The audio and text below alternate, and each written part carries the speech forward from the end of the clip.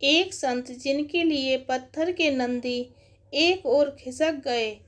तमिलनाडु में एक सुंदर घटना घटी। एक बंधुआ मजदूर था जो समाज में अछूत का जीवन जी रहा था। उसका कोई नाम नहीं था। जो समाज किसी को दास बनाना चाहता है वो सबसे पहले आपका नाम छीन लेता है, क्योंकि नाम से एक शक्तिशाली पहचान जुड़ी होती है। वे मुंबई को बॉम्बे बना देंगे, बेंगलुरु को बेंगलोर बना देंगे, तिरुवनंतपुरम को त्रिवेंद्रम बना देंगे। इस आदमी का कोई नाम नहीं था और आमतौर पर उसे बस हलवाई के नाम से जाना जाता था। बचपन से ही शिव का विचार उसे कौतूहल, जिज्ञासा भरी अनोखी स्थिति में डालता था। एक बंधुआ मजदूर के रूप में उसे खुद का विचार बनाने की इजाज़त नहीं थी, मगर शिव का विचार उसे जोश से भर देता था। जहाँ वो रहता था वहाँ से सिर्फ 25 किलोमीटर दूर तिरुपुंगर का प्रसिद्ध शिव मंदिर था।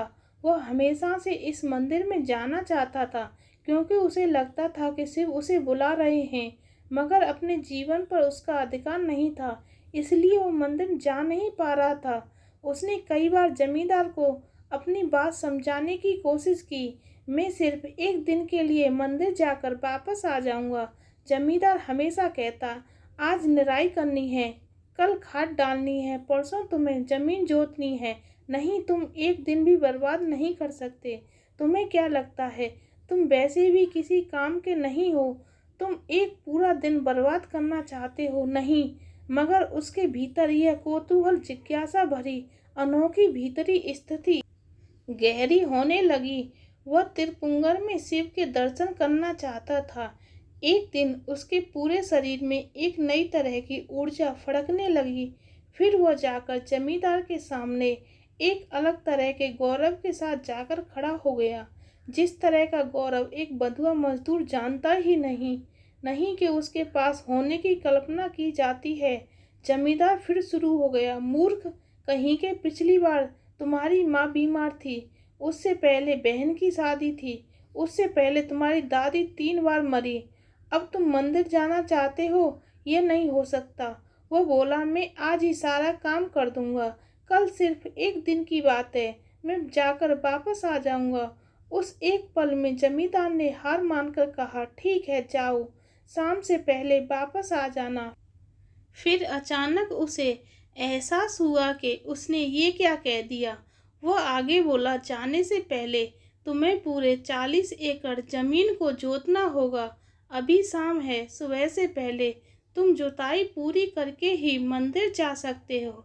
हलवाहा इतना मूर्ख नहीं था कि इसकी कोशिश भी करता। वह चुपचाप सोने चला गया। उसका पूरा शरीर फड़क रहा था। वो जानता था कि इस बार उसे मंदिर जाना ही है, चाहे इसका नतीजा कुछ भी हो।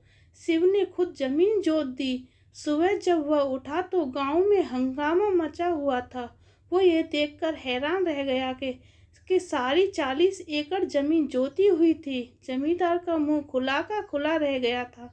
जमींदार के बीवी बच्चे आकर हलवाई के पैरों पर गिर पड़े। वह हमेशा सोचता था कि शिव के सामने प्रार्थना करके वो प्रकृति के नियम को तोड़ सकता है, बदल सकता है, मगर मनुष्य के नियम इतने क्रूर हैं कि आप कभी उन्हें बदल नहीं सकते। मगर यहाँ मनुष्य और देवता और प्रकृति सभी के नियम टूट गए थे। लोगों ने आकर उसके हाथों में चांदी के सिक्के रख दिए।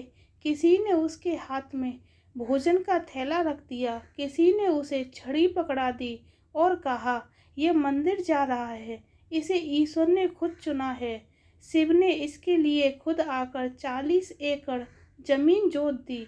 वह दिल में परम आनंद लेकर मंदिर गया, मगर एक अछूत का जीवन जीने के कारण वह नहीं भूला था कि पुजारी उसे मंदिर की देहरी पाहन नहीं करने देंगे।